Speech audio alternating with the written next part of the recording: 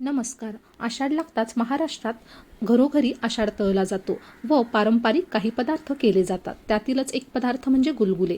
गुलगुले हा अतिशय पौष्टिक पदार्थ असून खाण्यासाठी अतिशय रुचकर लागतो.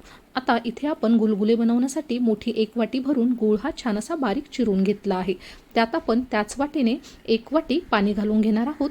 पाणी हे मी हलकेसे कोमट करून घेतले आहे, म्हणजे गूळ हा पाण्यात लवकर मिक्स होईल.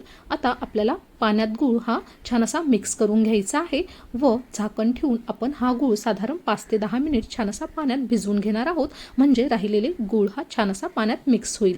त्यानंतर एका खलबत्त्यात 1 चमचा बडीशोप घेतली आहे व 3 ते 4 वेलदोड्याचे दाणे काढून घेतले आहे व हे मिश्रण आपल्याला छान असं कुटून घ्यायचं आहे. हे कुटताना थोडंसं जाडसरच ठेवायचं आहे. आता अशा पद्धतीने बडीशोप घातली की गुलगुल्यांची चव अतिशय छान लागते. आता एका बाउलमध्ये आपण ज्या वाटीने गूळ घेतला होता त्याच वाटीने 1 वाटी गव्हाचं पीठ घेतलं आहे. त्यानंतर पाव चमचा आपण सुंठ पावडर घातली आहे. 2 चमचे आपल्याला खसखस घालायची आहे. खसखस घातली की गुलगुले अतिशय छान लागतात. त्यानंतर आपण कुटून घेतलेली बडीशोप व वेलदोड्याचे मिश्रण घातले आहे व अगदी थोडंसं या ठिकाणी आपल्याला जायफळ इथे किसून घालायचं आहे. जायफळ घातल्यामुळे गुळाचा पदार्थ अतिशय छान लागतो. त्यानंतर अगदी चिमूटभर आपण चवीसाठी मीठ घातलं आहे. आता हे मिश्रण छान असं आपल्याला मिक्स करून घ्यायचं आहे व छान असं मिक्स झालं की त्यानंतर आपण गुळाचं जे पाणी केलं होतं ते आपल्याला या मिश्रणात घालून घ्यायचं आहे. आता अशा पद्धतीने आपल्याला एका गाळणीच्या साहाय्याने हे पाणी गाळून घ्यायचं आहे व पिठात हे पाणी थोडं थोडं करत आपल्याला मिक्स करून घ्यायचं आहे.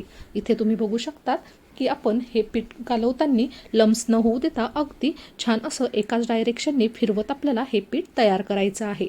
आपण घेतलेलं प्रमाण म्हणजेच 1 वाटी गूळ, 1 वाटी गव्हाचं पीठ व 1 वाटी पाणी हे एकदम बरोबर असं हे प्रमाण आहे. आता अशा पद्धतीने आपण हाताने हे मिश्रण छान असं एकत्र करणार आहोत व लागल तसं पाणी आपल्याला थोडं थोडं ॲड करायचं आहे व भज्याचं पीठ आपण तयार करतो तसंच आपल्याला हे पीठ तयार करायचं आहे. इथे बघू शकतात अगदी थोडं थोडं पाणी आपण यात ॲड करत आहोत व आपल्याला भज्याच्या पिठासारखीच कन्सिस्टन्सी या पिठाची तयार करायची आहे.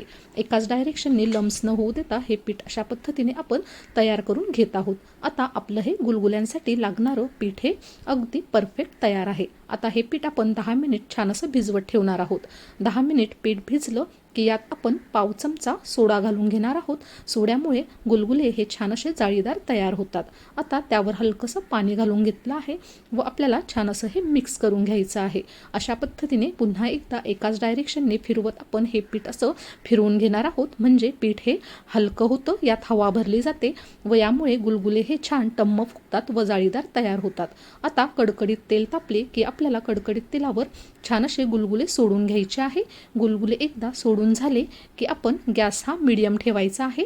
मीडियम टू लो फ्लेमवरच हे गुलगुले आपल्याला तळून घ्यायचे आहे. गुलगुले तुम्ही बघू शकता तेलावर सोडल्यावर अगदी अलगद असे वर तरंगत आहेत, म्हणजे परफेक्ट असं आपलं गुलगुल्यांचं पीठ तयार झालं होतं.